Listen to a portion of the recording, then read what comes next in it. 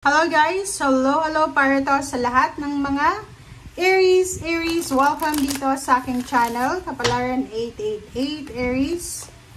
Alamin natin kung anong messages, energy para sa lahat ng Aries. I hope na makuha mo yung energy, Aries, na talagang para sa'yo.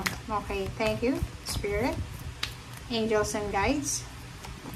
Okay, first card natin. Aries, same with the Leo, step out of your comfort zone. Okay? North Node. Ibig sabihin, pwedeng hindi ka na masaya eh. Feeling boring ka na, Aries. Pwedeng nakakaramdam ka na ng pagka-bored sa buhay o sa ginagawa mo, recurring. Nangyayari paulit-ulit na lang, parang yung araw-araw mo is parang cycle na lang na kabisado mo na kung ano yung ginagawa mo, pagkagising mo, sa hapon, sa gabi, ganyan-ganito. So, dito, sinasabi ng bara sa'yo na kailangan mong lumabas na dyan sa kinalalagyan mo. Kailangan mong lumabas sa comfort zone mo, kung saan ka komportable. Oras na para gawin mo yung mga impossible. Oras na para lumabas ka dyan sa komportableng higaan mo.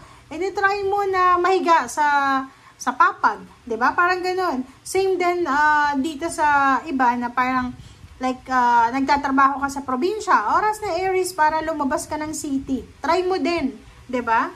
So, yun. Try mong mag-ibang bansa. Try mong lumabas kung saan ka man naroon sa ngayon.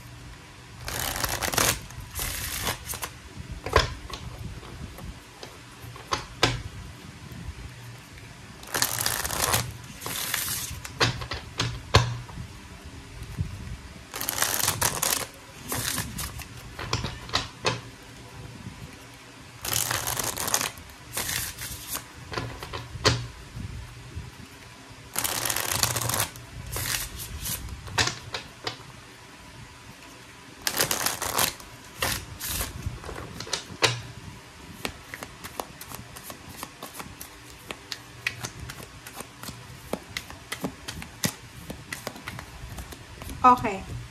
The Hangman. Oh, diba? Wow. Aries. Ilang beses mo na tong pinag-isipan. Ilang beses mo nang hinahang. Hindi tinutuloy eh. Pwede yung ibang Aries, gustong-gusto niyang makapunta ng ibang bansa para itry yung pagiging OFW. Gusto niyang magtrabaho sa city. Gusto niyang mamasyal. Gusto niyang itry yung bago, pero ilang beses na siyang nagpo-procrastinate. Confused siya kung itutuloy niya ba or hindi. Ilang beses niya nang hinahang, 'di ba? Bago-bago ng isip niya, Aries. So, nakikita ko sa'yo dito na oras na para lumabas ka dyan sa pabago-bagong desisyon na yan.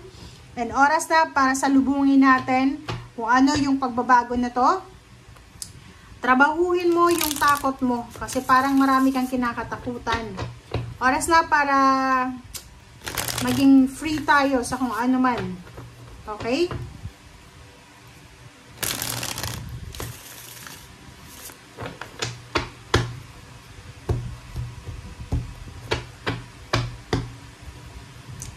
Okay. First two cards natin. Okay. First two cards is Empress and Four of Wands. Empress and Four of Wands. So, nakikita natin dito, Aries, na maraming magsisimula, maraming magbabago sa buhay, pamilya mo. Unang-una, ang nakikita ko sa'yo dito na posibleng magbabago ka ng, kumbaga, pakikitungo sa pamilya mo. Pangalawa, yung mga bagay-bagay na kailangan mong kontrolin sa sarili mo ay kailangan mong kontrolin. Health, ganun din, kailangan nyo as a family na ayusin yung health nyo.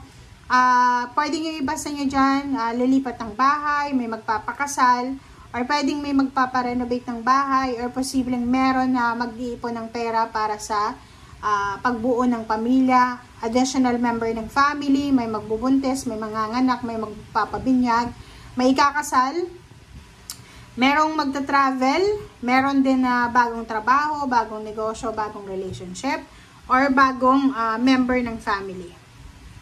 Okay.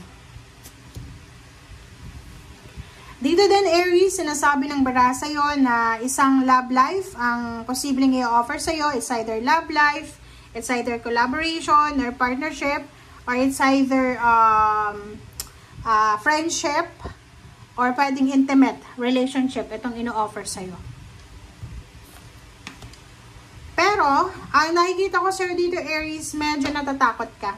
You have this kind of fear na nararamdaman sa sarili mo.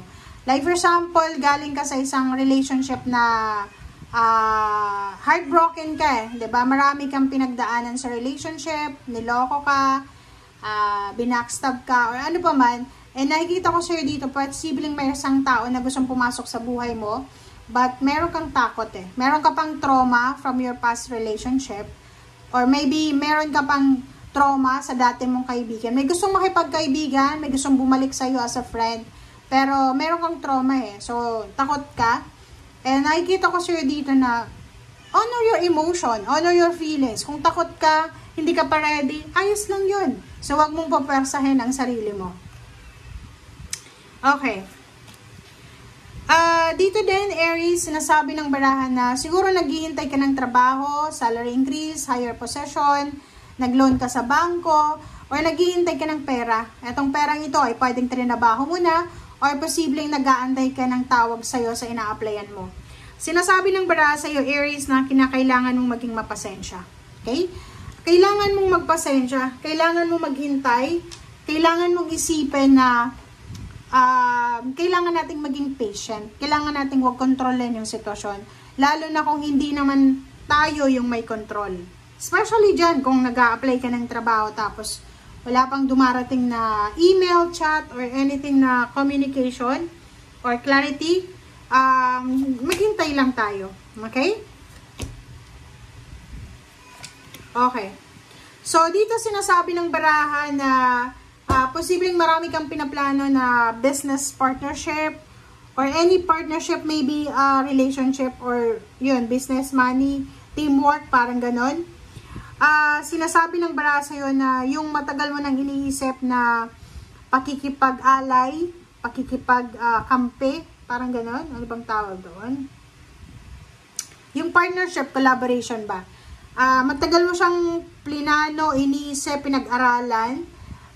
This month of May ay posibleng matatapos mo na. So, posibleng tungkol ito sa taong gustong makipag-commit sa'yo for intimate relationship. Yung iba naman is may mga taong gustong makipag-collaborate sa'yo sa business or makipag-teamwork.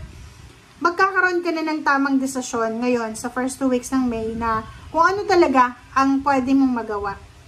Nakikita ko sir dito na posibleng sa mag-asawa, mag-boyfriend, girlfriend, isa sa inyo ay posibleng magkakaroon ng financial wealth, financial abundance na posibleng makakatulong both of you para sa kung ano man na plano nyo. Planong magkaroon ng bahay, planong mag-travel international, planong magkaroon ng anak ulit, planong bumili ng sasakyan or anything na plano. Okay?